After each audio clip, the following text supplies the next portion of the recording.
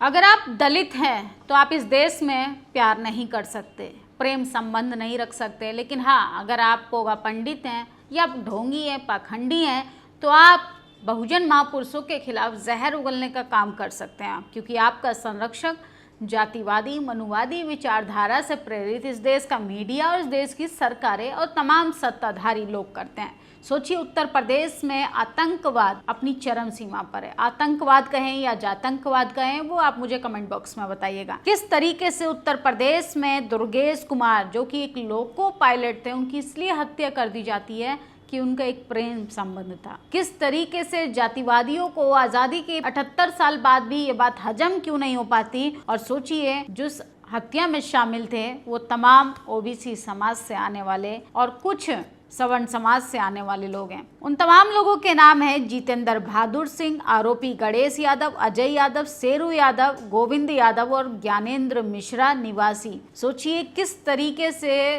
लोग जो हैं वो लोगों को जाति की वजह से बर्दाश्त नहीं कर पाते। वहीं बीएसपी सुप्रीमो मायावती की अगर बात करें तो उन्होंने तमाम साधु संतों को लेकर एक बड़ा बयान जारी किया है। सोचिए, उन्होंने कहा है और चेतावनी के तौर पर कहा है कि अगर ऐसे साधु संत जो कि बहुजन महापुरुषों के बारे में विस्तार से नहीं जानते हैं, वो अपना मुंह बंद रखें तो उनके लिए ज्यादा फायदे में रहेगा। दुर्गेश लोको पायलट हत्या आरोप में किस तरीके से हजारों से ज्यादा समर्थक आज आजमगढ़ पहुंचे हैं जीएनपुर पीड़ित परिवार से मिलने। तो लगातार बहुजन समाज के लोग आजमगढ़ पहुंच चुके हैं, लेकिन तब सवाल खड़ा होता है जब पीडीए की बात करने वाले अखिलेश यादव और उनके तमाम कार्यकर्ता इन तमाम मुद्दों पर खामोश रहते हैं। दिन रात पीडीए की बात करने वाले अखिलेश यादव क्या राज्य सरकार से और केंद्र सरकार से इस निर्मम हत्या पर सवाल नहीं पूछ सकते हैं? आंखें खोलो, दलित जागो। आजमगढ़ में लोको पायलट दुर्गेश हत्याकांड में हत्यारे सहजाती हैं। अंत स्थानीय सांसद धर्मेंद्र यादव ने इस पर एक शब्द नहीं बोला।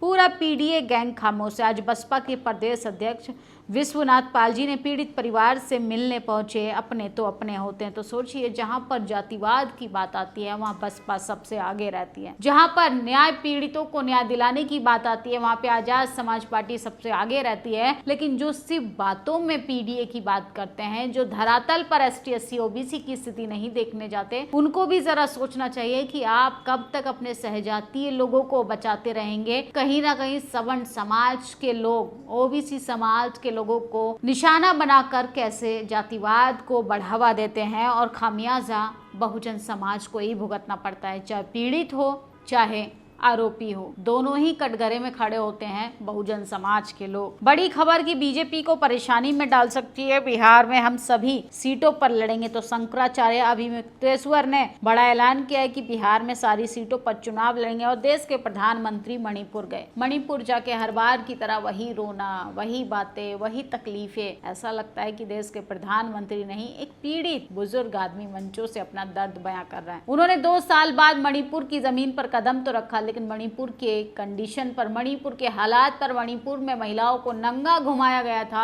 मणिपुर में किस तरीके से लोगों का लहू बहा दिया था, इस पर बात ना करके देश के प्रधानमंत्री मंच से जनता के सामने कहते हैं कि मौसम बिगड़ने की वजह से मैं जहाज से नहीं आ पाया, मुझे बाय रोड आना पड़ा।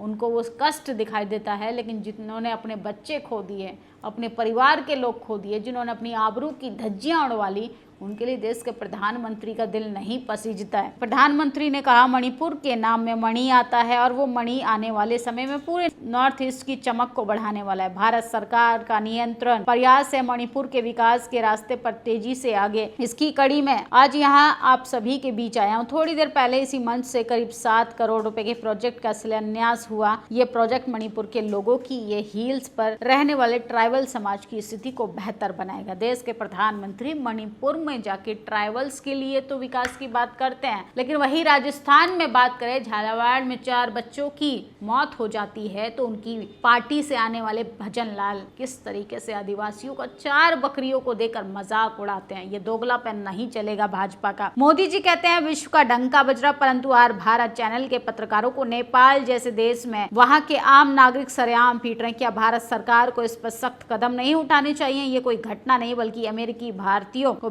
बेड़ियों में बांध कर भेजता है। अब छोटा सा देश हमारे पत्रकारों को अपमानित कर रहा है और भारत सरकार मौन धारण करके बैठी है। इसका डंका बजना नहीं कहते बल्कि जमीन पर पीटना कहते हैं। पत्रकारों को पीटा जा रहा है। अमेरिका से हथकड़ियों के साथ भारतीयों को यहाँ छोड़ा गया था। देश के प्रधानमंत्री खामोश दोस्ती की मिसालें दे रहे थे, दोस्ती का डंका बजा रहे थे। लेकिन सोचिए अगर जातिवादी मीडिया ने आज सही खबरें दिखाई होती, अपनी रीढ़ विहीन हड्डी को अगर सीधा कर सरकार की आंख में आंख डालकर सवाल पूछा होता तो आज इस तरीके से गालों पर थप्पड़ नहीं खाने पड़ते। मुझे खुशी है पीएम मोदी 2 साल बाद मणिपुर जाने को मिला। अभी तक वहाँ जो हो रहा है उस पर रोकने के लिए उन्होंने कुछ नहीं कहा। तो प्रियंका गांधी ने जमकर निशाना साधा है। प्रधानमंत्री ने कहा मणिपुर की धरती हौसले और हिम्मत की धरती है। मैं मणिपुर के लोगों को सलाम करता हूं। आप सभी भारी बारिश के बावजूद यहां आए। मैं आपसे इस प्यार के लिए आभार व्यक्त करता हूं। भारी बारिश के कारण मेरा हेलीकॉप्टर नहीं आ पाया, मैंने सड़क मार्ग से आने का फैसला लिया। देश के प्रधानमंत्री को यही विकास दिखता है, यही तकलीफ लिखती है, यही सेक्रीफाइस दिखते हैं।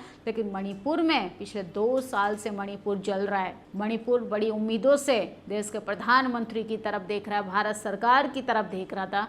लेकिन देश के तमाम सत्ताधारी लोग मणिपुर पर बात करने से बचते हैं। मोदी की मां का मुद्दा बन जाता है लेकिन मोदी मणिपुर पर मां नहीं बोल पाते हैं। पहलगांव के बाद पाकिस्तान के साथ मैच खेलना सही है, इसके जिम्मेदार कौन? तमाम लोग एक सवाल पूछ रहे हैं कि आखिर पाकिस्तान के साथ भारत मैच खेलेगा, पहलगांव का मुद्दा भूल गए क्या? और ये भीड़ देखिए, बसपा की रैली में किस तरीके से भीड़ एकजुट हुई है। राष्ट्रीय पार्टी के आकाश आनंद जी संबोधित कर रहे हैं। अगर आप सोशल मीडिया पर एक्टिव हैं तो सोचिए तमाम लोग जो है बसपा की रैली को सोशल मीडिया पर सबसे ज्यादा वायरल कर रहे हैं। और बसपा की रैली जो है वो कुछ ना कुछ रंग दिखाती हुई नजर जरूर आएगी। बदलाव की लहर है, सामाजिक न्याय की धरती पर अब सामाजिक परिवर्तन भी होगा। और बीएसपी सुप्रीमो मायावती ने साधु संतों को एक चेतावनी दी है, खासकर उन तमाम लोगों को जो आरक्षण को गाली देते हैं, जो बहुजनों को गाली देते हैं, जो बहुजनों को कहते हैं कि कोई जन्म से सर्वश्रेष्ठ होता है और जन्म से ही कुकर्म कर कर पैदा होता है। ऐसे बाबाओं को चेतावनी देकर कहा, जैसा कि विदित है कि सुर्खियों में बने रहने के लिए, विवादित बयानबाजी करने के लिए कुछ साधु संतों को परम पूज्य बाबा साहब डॉक्टर अम्बेडकर, भारतीय संविधान के निर्माता, अतुल्य योगदान के बारे में सही जानकारी ना होने की वजह से गलत बयानबाजी करते हैं। यदि वो चुप रहे तो ज्यादा अच्छा होगा।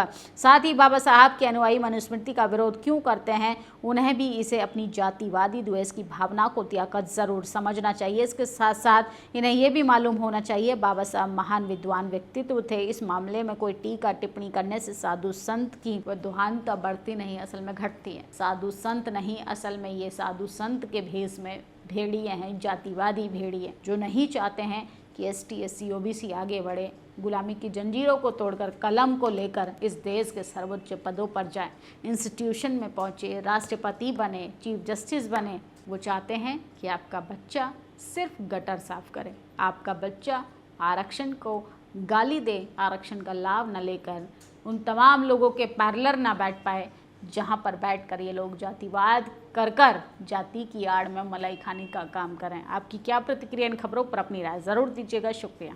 नेशनल दस्तक की आपसे गुजारिश है कि अगर इसको बचाना चाहते हैं तो नेशनल दस्तक को सब्सक्राइब करने के लिए रेड कलर के सब्सक्राइब बटन को दबाएं, फिर बेल आइकन की घंटी दबाएं।